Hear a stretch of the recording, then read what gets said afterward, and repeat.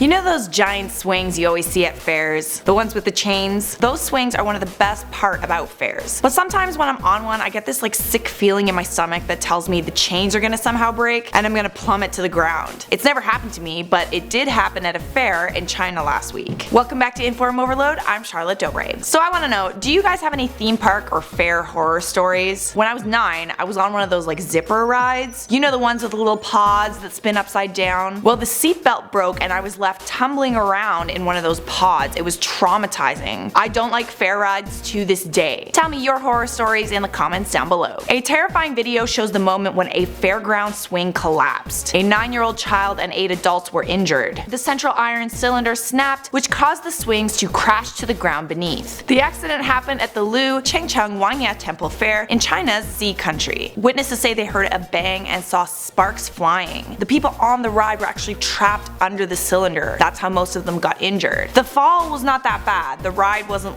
completely into its full cycle, so it was only about 4 to 5 meters high. But you know how those swings get higher and higher off the ground? If it was a full cycle, the swings would have been much higher up, and the fall could have been much worse. One local was seriously injured and was rushed to the hospital, and 8 more had minor injuries. The ride in question has been demolished and police are investigating the incident. Stories like these make it really hard to enjoy fairs at the fullest, and more often than not, traveling fairs have been using the same rides for years. They are super beat up. Every time I see a rusty screw on a roller coaster, I clench up. Anyways guys, let me know your thoughts on this story and your horror stories from fairs in the comments down below. But for now, I'm gonna respond to a couple of comments from a video we did about poachers killing a rare giant elephant. Mason Campos said, "I wish we could poach poachers till they go extinct. Wouldn't it be great to live in a world where the only thing you poached was eggs?" Mad Dragon said, "People are complaining about this animal getting killed, which is sad. But how many of you still eat meat and animal products? Isn't that a bit hypocritical?" I don't really think it is. I don't think you can compare eating food that's mass produced for our consumption to a rare endangered elephant being killed. There's only about 40 of that type of elephant left in the world. I know I eat meat because I physically have to. I've tried being a vegan and my body just becomes malnourished and I can't afford to be a vegan. Do you know how expensive it is to be a vegan? Anyways guys, that is all for now. I will see you in another video.